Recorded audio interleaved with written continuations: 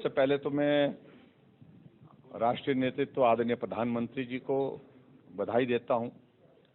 Party के हमारे राष्ट्रीय अध्यक्ष जगत प्रकाश नड्डा जी को बधाई देता हूं। आदरणीय अमित शाह जी को बधाई देता हूं। और इन 4 प्रदेशों में जहां भारतीय जनता पार्टी की सरकार थी, फिर से भारतीय जनता पार्टी की सरकार बनाने के लिए जो जनमत आया है उसका अभिनंदन करता हूं, स्वागत करता हूं और वहां के नेतृत्व की बहुत बहुत बधाई और शुभकामनाएं देता हूं। मैं सिर्फ इतना ही कहना चाह रहा हूं कि बातें बहुत स्पष्ट थी। लगभग पहले दिन से ही लग रहा था उत्तर प्रदेश में फिर भाजपा आ रही है, उत्तराखंड में भी और गोवा में भी और मणिपुर में भी, और परिणाम उसके अनुरूप आया है।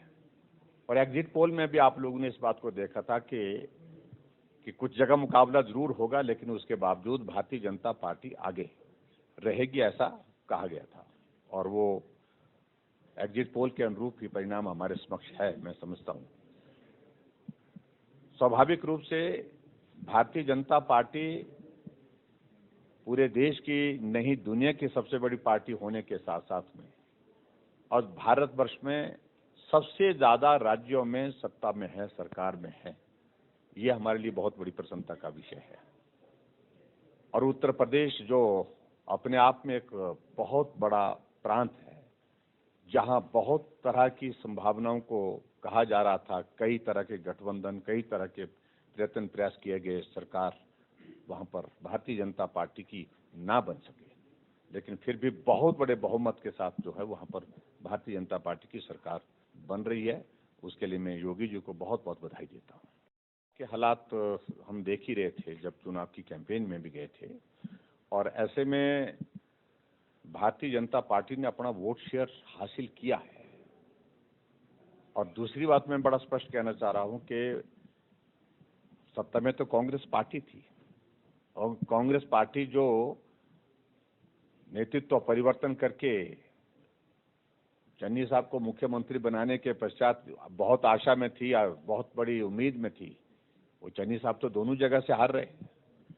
जो सिद्धू जी बहुत बड़ी बड़ी हाँक रहे थे, बहुत बड़ी बातें कर रहे थे, बहुत फेंक रहे थे, वो तीसरे नंबर पर चल रहे हैं। तो ऐसे में इस बात का आप अंदाजा लगा सकते हैं कि पंजाब से जो परिणाम आया है, उस परिणाम में हम मान करके चल रहे थे कि हमें कठिनाई होगी, लेकिन उसके बावजूद भी भारतीय जनता पार्टी के कैडर ने, भारतीय जनता पार्टी के संगठन ने, भारतीय जनता पार्टी के जो समर्थकों ने उसमें बढ़ चढ़ करके हिस्सा लिया और अपना वोट अच्छा वहां पर उसको मेंटेन किया। और आने वाले समय में पंजाब में भी भाजपा का भविष्य दिखेगा आपको अवतारों में निश्चित रूप से। स्वाभाविक रूप से उत्साहजनक परिणाम है, तो पार्टी का हर एक कार्यकर्ता उत्साहित है, आनंदित है, और इस उम्मीद में हम और भी ज्यादा मेहनत और परिश्रम करेंगे कि हिमाचल प्रदेश में भी भारतीय जनता पार्टी की सरकार 5 साल का कार्यकाल पूरा करने के बाद फिर सत्ता में आए। परसों से जब से एग्जिट पोल आना शुरू हो गया तो उस वक्त से शुरू हो गया था ये कि ईवीएम जो है वो ठीक नहीं है। कुछ लोगों ने, बड़े नेताओं ने जो विपक्ष के हैं, वो इस बात का जिक्र हमेशा करते हैं। तो मैं सिर्फ इतना ही कहना चाहता हूं कि लोकतांत्रिक व्यवस्था में विश्वास करना चाहिए, जनमत जो भी आता है उसको स्वीकार करना चाहिए। अगली बार हिमाचल प्रदेश में भी इस बार आप देखेंगे कि भी सरकार भाजपा की ही बनेगी, और जो सरकार बदलने की क्रम की बात आप लोग कर रहे हैं, सोच रहे हैं, वो सारी चीजें धरी की धरी रह जाएंगी। देखिए, कल का दिल्ली जाने का कार्यक्रम जो है बहुत एक रूटीन, वहां पर हमारे फाइनेंस मिनिस्टर के साथ कुछ बैठक है, उस बैठक के सिलसिले में जा रहे हैं। और इसके अलावा हमने वहां पर कोई बहुत ज्यादा और अलग से कोई रखा है इस प्रकार का नहीं अभी, क्योंकि विधानसभा का सत्र भी चल रहा है, मुझे वापस भी आना है। और उसके साथ दूसरी बात यह है कि स्वाभाविक रूप से आज के परिणाम आने के पश्चात हमारा केंद्रीय नेतृत्व कल बहुत व्यस्त होगा। तो इसलिए मैं इतना ही कहना चाहता हूं, बहुत जो औपचारिक जो हमारी एक बैठक है, उस बैठक के सिलसिले में कल जा रहा हूं।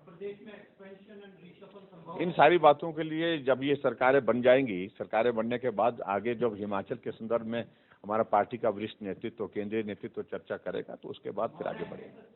तो देखिए, राजनीति में संभावनाओं को तो कभी मना नहीं किया जा सकता है।